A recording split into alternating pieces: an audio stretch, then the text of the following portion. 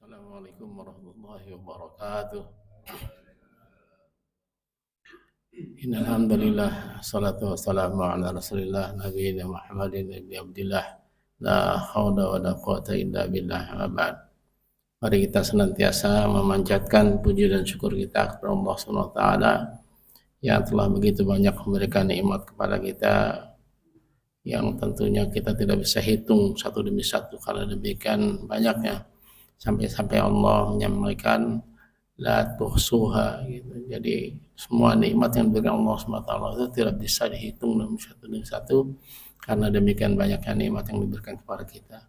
Di antaranya nikmat iman, nikmat Islam, kemudian nikmat sehat dan nikmat waktu luang sehingga kita bisa melaksanakan kewajiban kita pada pagi hari ini, yaitu melaksanakan sholat subuh secara berjamaah.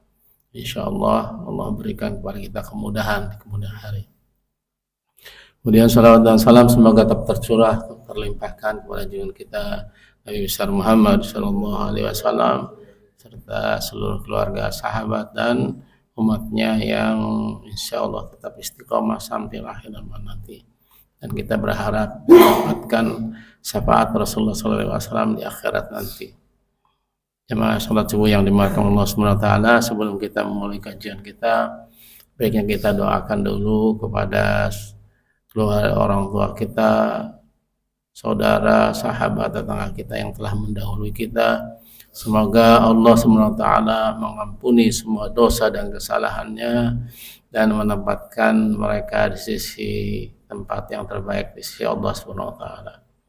Demikian juga kita doakan kepada kedua orang tua kita yang masih hidup, tetangga, sahabat, saudara kita yang mungkin pada pagi hari ini kurang sehat, kemudian mungkin juga diberikan cobaan-cobaan lainnya Allah SWT. Semoga mereka semua diberikan kesabaran dan diberikan jalan keluar untuk menyelesaikan persoalan-persoalan hidup yang dihadapinya pada kehidupan yang berjalan ini. Pagi ini kita bahas kewajiban suami terhadap istri. Ini setelah kita bahas dulu mengenai kewajiban istri, sekarang kita lihat mengenai kewajiban suami terhadap istri. Nah, banyak dari kalangan para suami yang kadang-kala merasa bahwa dia adalah superior, ya, artinya merasa dirinya lebih lebih kuat atau lebih powerful di dalam hal mengatur rumah tangganya. Kadang-kala para suami lupa bahwa ada kewajiban-kewajiban yang secara syar'i harus dilaksanakan sebagai seorang suami. Nah, di antaranya dalam tuntunan Islam ada kewajiban suami terhadap istri atau keluarganya. Yang pertama adalah suami wajib untuk menjaga istri dan keluarganya. Nah, kewajiban yang paling besar dari seorang suami menurut agama Islam terhadap keluarga dan termasuk istrinya adalah menjaga keluarganya agar selamat dari api neraka.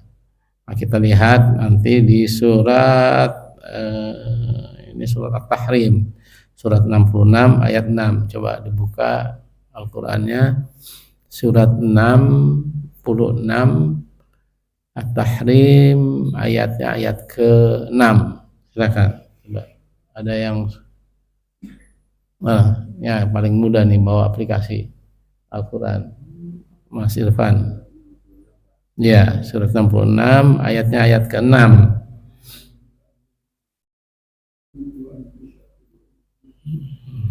Ya.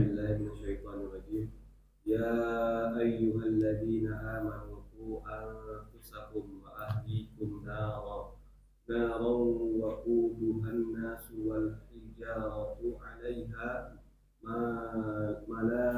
malaikatun gilazun shidadun la ya'suna Allah ma amarahum wa yaf'aluna ma yu'marun. Artinya orang-orang yang beriman, pelihara peliharalah dirimu dan keluargamu dari api neraka yang yang bahan bakarnya adalah manusia dan batu. Penjaganya malaikat-malaikat yang kasar dan keras yang tidak durhaka kepada Allah terhadap apa yang Dia perintahkan kepada mereka dan selalu mengerjakan apa yang diperintahkan. ya, itu perintah yang pertama ya. Kita harus menjaga, para suami ini harus menjaga diri dan keluarganya dari api neraka. Wa anfusakum wa ahlikum nara. Peliharalah dirimu dan keluargamu. Jadi pelihara diri kita sendiri itu dan keluarga kita, termasuk dalamnya istri kita, dari api neraka. Api neraka itu bahan bakarnya menurut keterangan di sini adalah manusia dan batu. Nah, kemudian kewajiban yang lainnya yang disebutkan dalam Al-Quran adalah surat Toha. Kita lihat surat 20 ayatnya ayat 132. Ya, Toha surat ke-20 ya, ayatnya 132.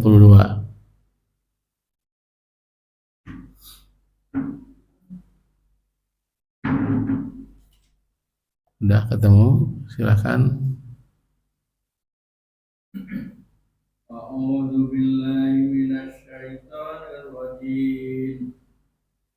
Wa mur ahlaka bis-shalah wastabir 'alaiha la nas'aluka rizqa nahnu narzuquka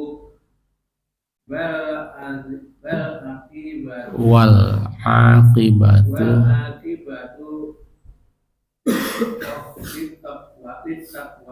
ya. Dan perintahlah keluargamu melaksanakan sholat dan sabar dalam mengerjakannya. Kami tidak meminta rezeki kepadamu, kamilah yang memberi rezeki kepadamu. Dan akibat yang baik di akhirat adalah bagi orang yang bertakwa. Ya, jadi wa'mur itu perintah ya, fil amr dalam bahasa Arab itu perintah yang memang harus segera dikerjakan. Wa'mur bis-sholati wastabir 'alaiha.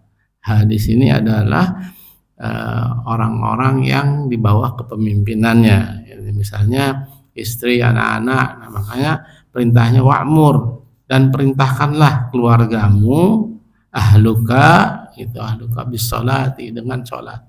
Jadi kewajiban suami itu senantiasa mengingatkan anak, istri atau siapapun yang ada di rumah itu yang dia pimpin untuk senantiasa sholat. Jadi kalau ada suami atau kepala rumah tangga yang cuek terhadap keluarganya, misalnya anak-anaknya nggak sholat subuh atau istrinya melalaikan sholat, itu sama sekali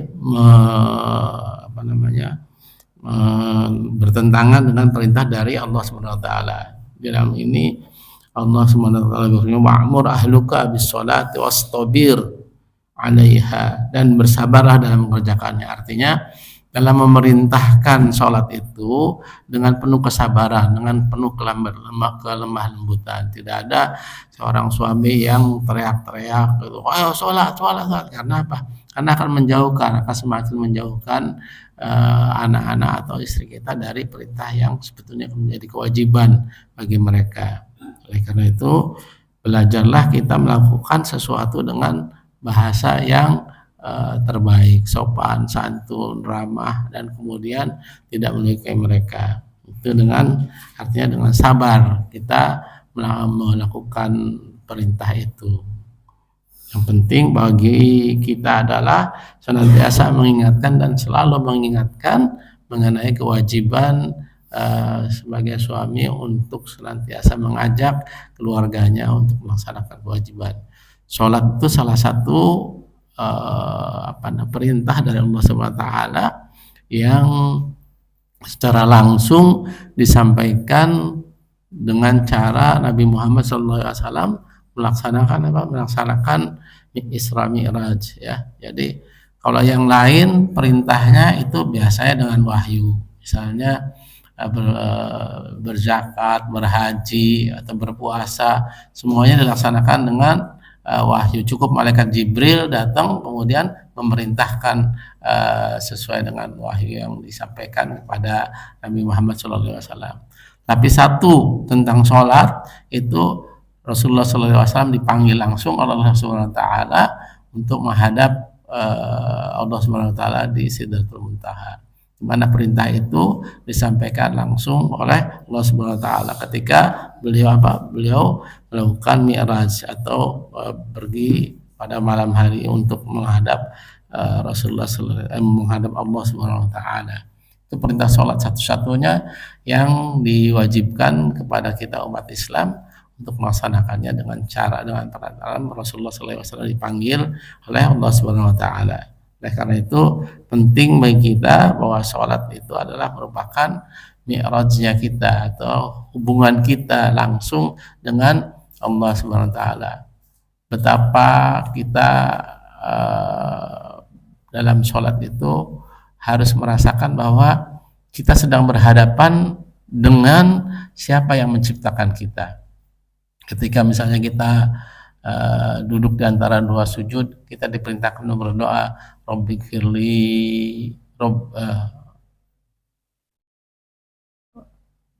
perintah dalam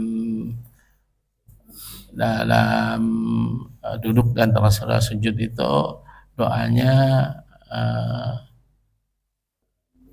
Rabbighfirli warhamni wajburni warfa'ni warzuqni wahdini wa'afini wa'afani. 8 perintah yang kita harus berdoa kepada ya Allah, berikan saya keampunan, kemudian berikan saya kasih sayang, tutupilah semua kesalahan saya, kemudian tinggikan derajat saya, berilah saya rezeki, kemudian beri saya hidayah, kemudian ampuni semua dosa dan kesalahan, lalu hapuskan, yang terakhir itu hapuskan, wa'afini wa'fu anni. Wa'fu anni itu kita memohon bukan saja diampuni dosa-dosa kita, tapi kita juga memohon untuk dihapuskan. Jadi catatan-catatan dosa-dosa kita pada hari kiamat itu tidak ada lagi karena sudah dihapuskan Allah Subhanahu Wa Taala kepada kita. Kalau kita sekedar misalnya memohon ampun, ya betul diampuni, tetapi diampuninya dosa kita itu masih tercatat di dalam catatan Allah Subhanahu Wa Taala nanti. Ketika kita dipanggil masih ada. Tapi ketika kita bermohon kepada Allah Subhanahu Wa Taala, wa'fu anni, itu artinya al-afu itu sesuatu yang kita memohon kepada Allah Subhanahu Wa Taala untuk segera menghapuskan dari catatan itu. Nah, ibarat kita misalnya pinjam uang ke bank gitu, ketika kita melunasi, kita memang sudah selesai kewajiban kita melunasi, tetapi masih ada catatannya di sana di bank itu. Nah, itu kita memohon kepada pihak bank untuk mengeluarkan surat bahwa kita sudah tidak punya kewajiban lagi di bank itu.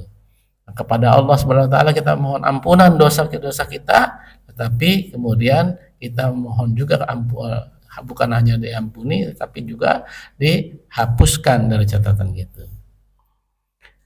Nah, berikut ini ada beberapa hadis yang menyatakan kewajiban suami untuk menjaga istrinya. Dari Ibnu Umar, dari Nabi SAW, bahwa baginda Rasulullah SAW bersabda yang artinya tiap-tiap kamu adalah pemimpin dan bertanggung jawab atas yang dipimpinnya. Seorang imam yang memimpin manusia adalah pemimpin dan ia bertanggung jawab atas rakyat yang dipimpinnya. Seorang suami adalah pemimpin dalam mengurusi ahli keluarganya. Ia bertanggung jawab atas apa yang dipimpinnya. Begitu juga seorang istri adalah pemimpin dalam rumah tangganya dan bertanggung jawab atas keluarganya. Seorang hamba adalah pemimpin dalam mengurus harta tuannya. Ia bertanggung jawab atas peliharaannya. Seorang laki-laki itu juga adalah pemimpin dalam mengurusi harta ayahnya. Seorang anak laki-laki adalah pemimpin dalam mengurusi harta anak ayahnya. Ia bertanggung jawab atas peliharaannya. Jadi setiap kamu sekalian adalah pemimpin dan setiap kamu harus bertanggung jawab atas yang dipimpinnya.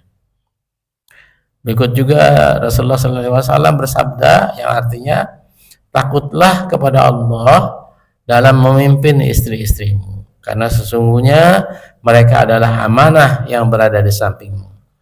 Nah, maka barang siapa tidak memerintahkan sholat kepada istrinya dan tidak mengajarkan agama kepadanya, maka ia telah berkhianat kepada Allah dan Rasulnya. Ini kewajiban yang disampaikan oleh Nabi Muhammad SAW untuk kita sebagai suami, untuk senantiasa mengajak atau mengajarkan agama kepada istri-istri kita.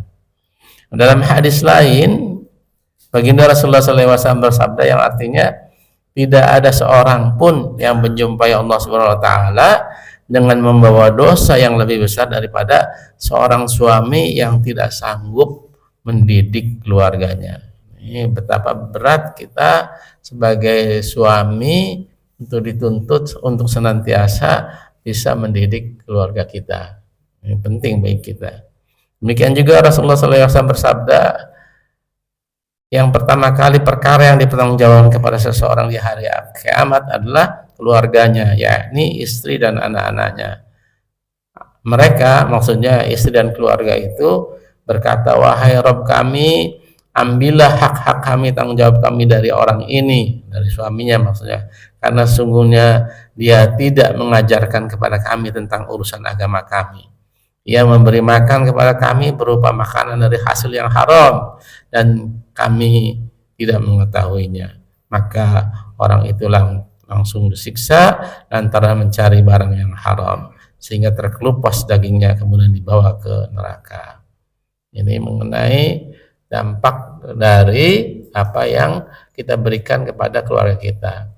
Ketika kita memberi nafkah kepada keluarga kita dengan harta yang haram, maka mereka ahli keluarga kita yaitu istri dan anak-anaknya akan meminta kepada Allah Subhanahu wa taala untuk semuanya ditanggung-jawabi kepada, diserahkan tanggung jawabnya kepada suaminya, kita ini semua. Ada asar atau perkataan sahabat yang mengenai penjagaan suami kepada istrinya. Ibnu Abbas radhiyallahu an berkata, berilah pengetahuan agama kepada mereka, maksudnya kepada keluarga kita, dan berilah pelajaran budi pekerti yang bagus kepada mereka. Pada siapa? Kepada keluarga kita. Jadi kita hendaknya untuk senantiasa berlaku atau bertutur kata yang baik sebagai contoh, karena manusia itu dilihat dari percontohannya. Ketika kita menganjurkan kepada keluarga kita untuk berlaku sopan santun, berlaku tidak kasar, kemudian tidak marah, segala macam, itu ketika kita memerintah seperti itu, sebetulnya kita juga harusnya memberi contoh atau teladan bagaimana sebetulnya perilaku seorang pemimpin kepada anak-anak atau pada istri kita. Ini yang penting ya. Jadi hendaklah kita sebagai suami itu memberikan contoh teladan bagaimana sebetulnya berkata, bagaimana sebetulnya bersikap seperti aku, supaya apa? Supaya kita tidak dituntut nanti di akhirat bagaimana mungkin kita bisa menasihati orang lain tetapi kitanya sendiri tidak melakukannya gitu. Maka dari uraian ayat dan hadis di atas nampak bahwa seorang suami yang gagal mendidik istri dan anak-anaknya akan mendapat masalah besar di akhirat. Ini harus kita camkan ya. Ketika kita gagal mendidik anak-anak kita, mendidik istri kita, maka tunggu saja nanti di akhirat kita akan mendapatkan masalah besar terhadap apa yang kita lakukan di dunia ini. Nah, kewajiban yang kedua dalam hal mendidik keluarga kita adalah kewajiban suami terhadap istrinya secara umum. Berikut adalah nas dari Al-Quran dan hadis mengenai kewajiban suami secara umum kepada istrinya. Di antaranya kita lihat di surat An-Nisa. Surat An-Nisa ayatnya ayat ke-19. Coba dibuka Surat An-Nisa surat keempat ayat 19. 19 ya.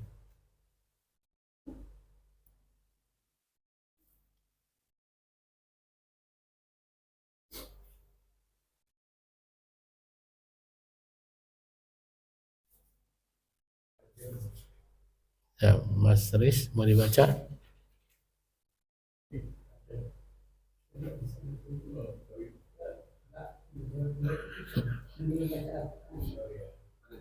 Ya, ya.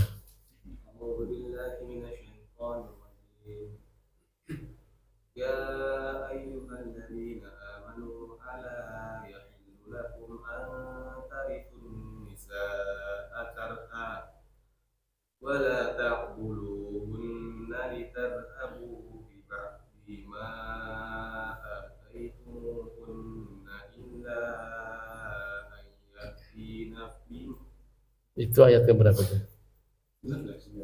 Ya. Ya, terus di bawahnya.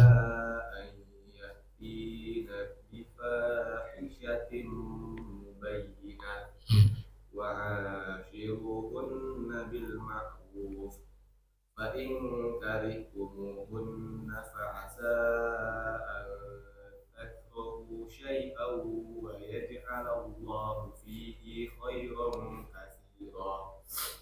Wahai orang-orang yang beriman, tidak halal bagi kamu mewarisi perempuan dengan jalan paksa, dan janganlah kamu menyusahkan mereka karena hendak mengambil kembali sebagian dari apa yang telah kamu berikan kepadanya, kecuali apabila mereka melakukan perbuatan yang keji yang nyata. Dan bergaulah dengan mereka menurut cara yang patut.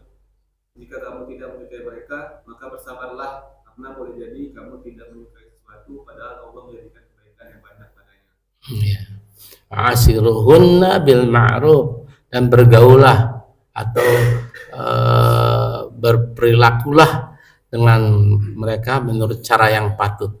Cara yang patut itu cara yang sesuai dengan ajaran yang dilaksanakan oleh Rasulullah SAW kepada kita. Yang pertama, kita saling menasehati. Kemudian yang kedua, tidak boleh marah. Yang ketiga, bahwa perbuatan-perbuatan yang dilarang itu hendaknya disampaikan dengan cara yang benar. Jika kamu tidak menyukai mereka, maksudnya tingkah laku istri dan anak kita itu tidak berkenan di hati kita, maka bersabarlah gitu. Bersabarlah. Kuncinya bersabarlah terhadap apa yang dilakukan oleh mereka, sambil terus-menerus kita menasihati. Karena boleh jadi, kata Allah, kamu tidak menyukai sesuatu, tidak menyukai tingkah laku mereka gitu. Padahal Allah akan menjadikan kebaikan yang banyak padanya. Kebaikan yang banyak itu artinya ketika mereka bertingkah laku kemudian menerima nasihat kita pelan-pelan dengan bersabar, maka itu menjadi kebaikan bagi mereka. Selanjutnya kita lihat coba di surat Al-Baqarah surat kedua ayatnya 228.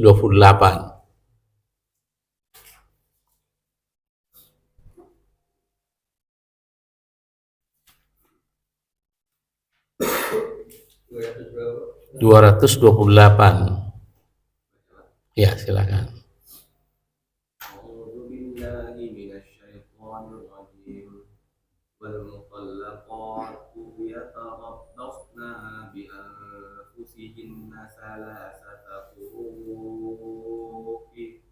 ولا يحل لهن أن يكتمن ما خلق الله في أرحامهن إن كنا يؤمن بالله واليوم الآخر وبعولتهن أحق بردهن في ذلك إن أرادوا إصلاحا ولهن مثل الذي عليهن بالمعروف وللرجال عليهن درجة والله عزيز حكيم. Dan para istri yang diceraikan wajib menahan diri mereka menunggu 3 kali kurung. Tidak boleh bagi mereka menyembunyikan apa yang dikatakan Allah dalam rahim mereka. jika mereka beriman kepada Allah dan hari akhir, dan para suami mereka lebih berhak kembali kepada mereka dalam masa itu jika mereka menghendaki kebaikan. Dan mereka para perempuan mempunyai hak seimbang dengan kewajibannya menurut cara yang patut. Tetapi para suami mempunyai kelebihan atas mereka. Allah Maha Perkasa, Maha Bijaksana. Ya. Jadi walahunna mislul ladzina 'alaihinna bil ma'ruf. Para wanita punya hak yang seimbang dengan kewajiban menurut cara yang baik. Walirijali 'alaihim darajah. Dan para suami mempunyai satu tingkatan kelebihan atas istrinya. Kenapa? Para suami, karena para suami itu laki-laki adalah qawwam. Qawwam itu pemimpin bagi para istri dan anak-anaknya. Apapun yang terjadi ketika misalnya istrinya kerja dengan gaji yang lebih tinggi atau dengan pangkat yang mentereng misalnya, tapi ketika dia pulang maka wajib dia tunduk kepada apa yang disampaikan oleh para suami, dan para suami harus merasa bahwa dia sebagai pemimpin di sana. Oleh karena itu wajib bagi dia untuk berlaku untuk melakukan bahwa dirinya sebagai pemimpin dengan cara yang ma'ruf, dengan cara yang baik. Jadi katakanlah kepada para istri kita bahwa apapun yang terjadi ketika dia di luar sana, misalnya dia sebagai pekerja dan mempunyai gaji atau kedudukan yang baik, maka ketika dia pulang hendaklah dia merasakan bahwa dirinya adalah sebagai bagian yang dipimpin oleh suaminya. Jadi tetap harus taat dan tunduk patuh kepada para suami. Ini kewajiban. Tapi tentunya dengan cara yang ma'ruf pula, dengan cara yang baik juga kita mengajarkan kepada anak-anak kita bagaimana memimpin sebuah rumah tangga. Nah, berikut ini ada beberapa nas dari hadis yang mengenai kewajiban suami secara umum. Dan diceritakan dari Nabi Shallallahu Alaihi Wasallam bahwa baginda Rasulullah Shallallahu Alaihi Wasallam bersabda pada waktu haji wada. Haji wada itu ya di perpisahan atau haji terakhir Rasulullah Shallallahu Alaihi Wasallam berangkat haji. Karena setelah itu beliau wafat. Ya. Setelah baginda memuji Allah Subhanahu Wa Taala dan menyanjungnya serta menasihati para hadirin. Ingatlah wahai kaumku, terimalah pesanku untuk berbuat baik kepada para istri. Istri-istri itu hanyalah dapat diumpamakan tawanan yang berada di sampingmu. Kamu tidak dapat memiliki apa-apa dari mereka selain berbuat baik. Kecuali kalau istri-istri itu melakukan perbuatan yang keji, yang jelas, yaitu membangkang atau tidak taat, maka tinggalkanlah mereka sendirian di tempat tidur dan pukullah mereka dengan pukulan yang tidak melukai. Kalau istri-istri itu taat kepadamu, maka janganlah kamu mencari jalan untuk menyusahkan mereka. Ingatlah, sesungguhnya kamu mempunyai kewajiban terhadap istri-istrimu, dan sesungguhnya istri-istrimu itu mempunyai kewajiban terhadap dirimu. Kemudian kewajiban istri-istri terhadap dirimu ialah mereka tidak boleh mengizinkan masuk ke rumahmu orang yang kamu benci. Ingatlah, kewajiban terhadap mereka ialah bahwa kamu melayani mereka dengan baik dalam soal pakaian dan makanan mereka. Hadis ini diriwayatkan oleh Imam Tirmizi dan Ibnu Majah. Dalam hadis lainnya Rasulullah SAW bersabda, kewajiban seorang suami terhadap istrinya ialah suami harus memberi makan kepadanya jika ia makan, dan memberi pakaian kepadanya jika ia berpakaian, dan tidak boleh memukul mukanya, dan tidak boleh memperolokkan dia, dan juga tidak boleh meninggalkannya kecuali dalam tempat tidur ketika istrinya itu membangkang. Hadis ini diriwayatkan oleh Imam Abu Dawud.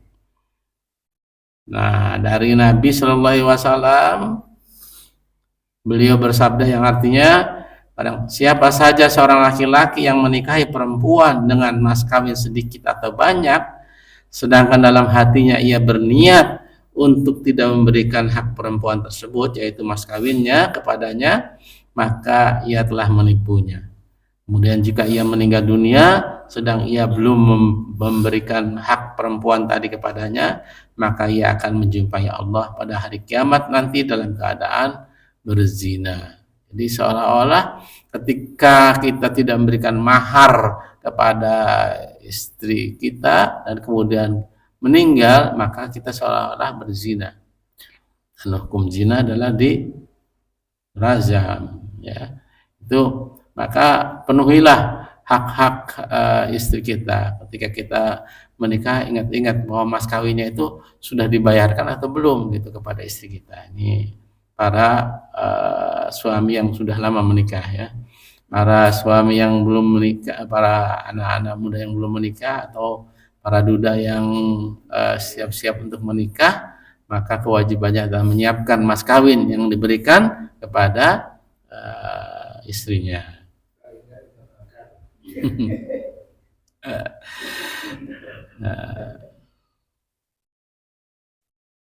Lagi ada sebuah hadis yang disampaikan Rasulullah SAW yang artinya sesungguhnya yang termasuk golongan mukmin yang paling sempurna imannya ialah mereka yang baik budi pekertinya dan mereka yang lebih halus dalam mempergauli keluarganya, yaitu istri, anak-anak, dan kaum kerabat yang dia pimpin di dalamnya.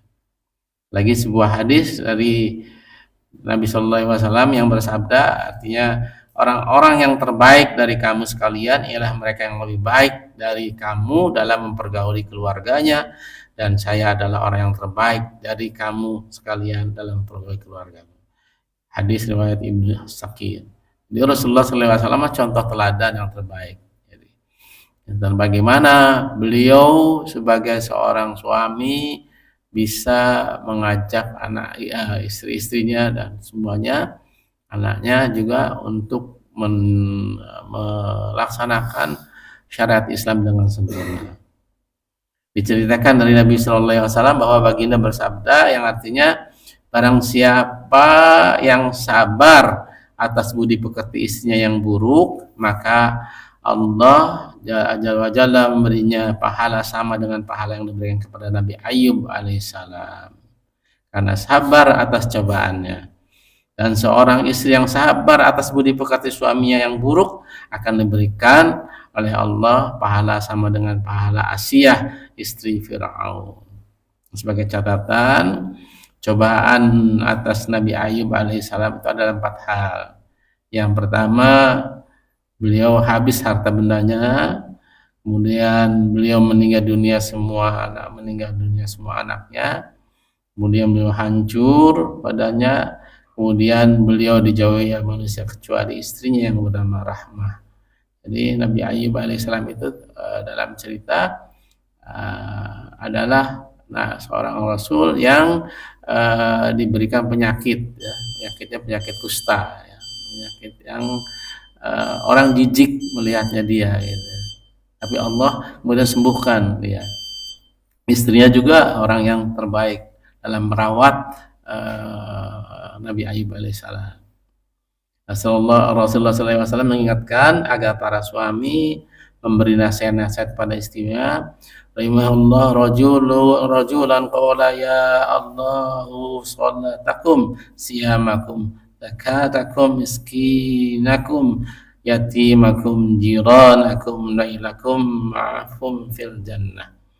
Mudah-mudahan Allah merahmati seorang suami yang mengingatkan istrinya, wahai istriku, jagalah sholatmu, puasamu, zakatmu, dan kasihanilah orang-orang miskin di antaramu, para tetanggamu. Mudah-mudahan Allah mengumpulkan kamu bersama mereka di surga. Itulah ada rangkuman nasihat para ulama, di antaranya adalah Habib Abdullah Al-Haddad yang berkata bahwa seorang laki-laki yang sempurna adalah dia yang mempermudah dalam kewajiban-kewajiban kepadanya dan tidak mempermudah dalam kewajiban-kewajiban kepada Allah. Dan seorang laki-laki yang kurang ialah dia yang bersifat sebaliknya. Maksud dari penjelasan itu ialah bahwa seorang suami yang bersikap sudi memaafkan jika istrinya tidak menghias dirinya dan tidak melayaninya dengan sempurna dan lain-lain, tetapi ia bersikap tegas jika istrinya tidak melakukan sholat atau puasa dan lain-lain. Itulah suami yang sempurna. Dan seorang suami yang bersikap keras jika istrinya tidak menghias dirinya atau tidak melayaninya dengan sempurna dan lain-lain, tetapi bersikap acuh tak acuh atau merasa dingin jika istri meninggalkan kewajiban-kewajiban kepada Allah berupa sholat, puasa dan lain-lainnya, maka dia termasuk suami yang kurang. Maka dianjurkan bagi seorang suami untuk merhatikan istrinya dan mengingatkannya dengan nada yang lembut dan halus, dan menafkahinya sesuai dengan kemampuannya, dan berlaku sabar jika disakiti oleh istrinya, dan bersikap halus kepadanya, dan mengarahkan ke jalan yang baik, dan mengajarkan hukum-hukum agama yang perlu diketahui olehnya, seperti misalnya bagaimana seorang istri bersuci dari haid dan ibadah-ibadah yang wajib atau sunnah. Ada sebuah nasihat dari Sayyidina Umar bin Khattab radhiyallahu an, ialah ketika ada seseorang bermaksud menghadap Khalifah Umar bin Khattab, hendak mengadukan perihal perangai buruk istrinya. Nah, sampai ke rumah yang dituju, yaitu rumah Umar bin Khattab tadi, menanti Umarnya di depan pintu. Saat itu ia mendengar istri Umar mengomel kepada Umar radhiyallahu an, sementara Umar sendiri hanya berdiam diri saja tanpa bereaksi. Orang itu bermaksud balik kembali sambil melangkahkan kaki seraya bergumam, kalau keadaan Amirul Mukminin saja begitu, bagaimana halnya dengan diriku? Nah, bersamaan itu lalu Umar radhiyallahu an keluar dari setelah diomel istrinya. Ketika melihat orang itu hendak kembali, Umar memanggilnya, tanya, ada keperluan penting? Nah, orang itu menjawab, Amirul Mukminin, kedatanganku ini sebenarnya hendak mengadukan perihal istriku lantaran sering memarahiku. Tetapi begitu aku mendengar istrimu sendiri berbuat seperti serupa itu, maka aku bermaksud kembali. Dalam hati aku berkata, kalau keadaan Amirul Mukminin saja diperlakukan istrinya seperti itu, bagaimana halnya dengan diriku? Lalu Umar radhiyallahu an berkata kepadanya, saudaraku, sesungguhnya aku rela menanggung perilaku seperti itu dari istriku karena adanya beberapa hal yang ada padanya. Istriku bertindak sebagai juru masak makananku, ia selalu membuatku roti untukku, ia selalu menyucikan pakaian, ia menyusui anak-anakku, padahal semua itu bukan kewajibannya. Aku cukup tentram tidak melakukan perkara haram lantaran pelayanan istriku. Karena itu aku menerimanya sekalipun dimarahi. Maka orang itu berkata, Amirul Mukminin, demikian pulakah terhadap istriku? Jawab Umar, ya, terimalah marahnya, karena yang dilakukan istrimu tidak akan lama, hanya sebentar saja. Nah, omelan-omelan yang selalu disampaikan oleh istri itu biasanya merepet gitu ya, tapi ya terima aja. Umar bin Khattab aja yang segitu kerasnya ya, dia tetap nunduk patuh gitu dari omelan-omelan istrinya.